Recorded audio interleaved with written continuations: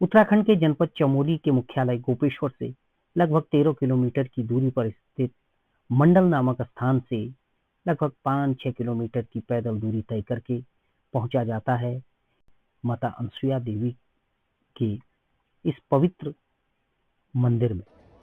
माता अनसुया, जो कि सप्त ऋषियों में से एक अत्रि मुनि की धर्मपत्नी थी, और कहा जाता है कि जब तीनों लोकों में माता अनसुया के पतिव्रत धर्म की चर्चाएं बड़े जोर शोर से होने लगी, तो माता लक्ष्मी, पार्वती और सरस्वती ने ब्रह्मा, विष्णु, महेश को माता अनसुया के पतिव्रत धर्म की परीक्षा लेने के लिए अत्रि मुनि के आश्रम में। और जब तीनों त्रिदेव माता अनसुया की परीक्षा लेने के लिए साधु के वेश में अत्रि मुनि के आश्रम में पहुंचे, तो माता ने उनका स्वागत सत्कार करते हुए भोजन ग्रहण करने का आग्रह किया। लेकिन तीनों ने माता के सामने एक शर्त रख दी कि माता, हम भोजन तो अवश्य ग्रहण करेंगे, लेकिन आपको अनावृत होकर ही हमें भोजन कराना होगा। माता अनसुया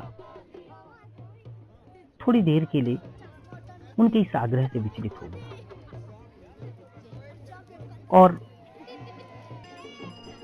फिर क्षणिक ही विचार करके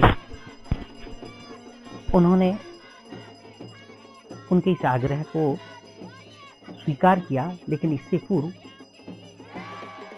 जल की कुछ बूंदें उन पर छिड़की, तो वो तीनों त्रिदेव बालक रूप में आ गए। और इसके बाद माता ने उस तीनों बालकों को अपने वात्सल्य से अभिसिंचित किया और माता के पतिव्रत धर्म के इस प्रभाव के कारण तीनों बालक अब माता के पास भोजन करने लगे, स्तनपान भी करने लगे। और जब तीनों देवियों ने अपने स्वामियों को लंबे समय तक वापस लौटा हुआ नहीं पाया, तो वो विचलित होकर उन्हें खोजती भी अत्रि मुनि के आश्रम में पहुंची और तीनों को बालक रूप में देखकर उन्होंने माता अनसुया से क्षमा प्रार्थना की और पूरा विवरण सुना डाला। माता अनसुया ने तीनों देवों को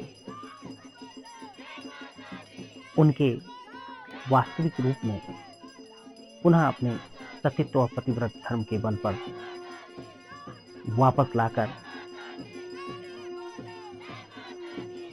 तीनों देवियों को अपने साथ ले जाने की बात कही। तो तीनों त्रिदेवों ने माता से वरदान मांगने को कहा और माता अनसुया ने तीनों देवों से एक ही वरदान देने की बात कही कि आप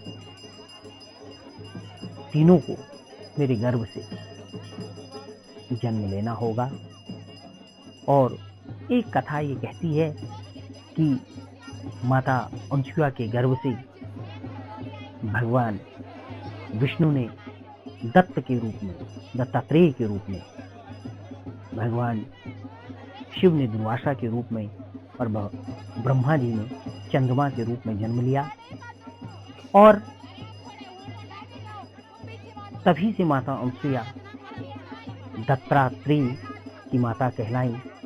और एक अन्य कथा के अनुसार वो तीनों ही दत्तात्रेय के रूप में माता अनसुया के पुत्र कहलाए। और प्रत्येक वर्ष दत्तात्रेय जयंती के अवसर पर उत्तराखंड के इस सुदूरवर्ती क्षेत्र में माता अनसुया के धाम में पवित्र मेले का आयोजन होता है, जिसमें क्षेत्रीय विभिन्न गांवों से देव डोलियां आती हैं और माता अनसुया की डोली भी इस अवसर पर यहाँ पर आती है। और सभी डोलियों का भाव विहंगम अलौकिक मिलन इस स्थान पर देखने को मिलता है। दूर दूर से लोग माता अनसुया के दर में संतान प्राप्ति की कामना लेकर आते हैं।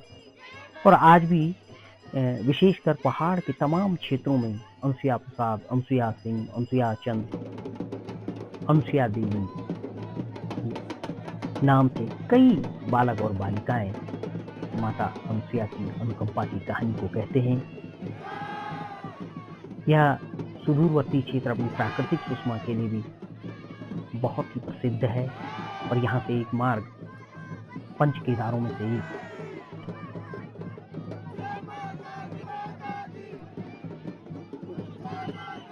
रुद्रनाथ का मार्ग अनुसुईया से ही होकर जाता है और साथ ही